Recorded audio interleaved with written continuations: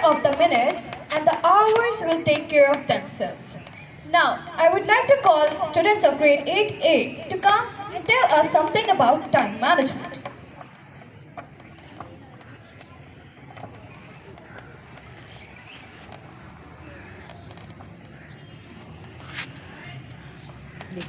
Hi, I am Time Management.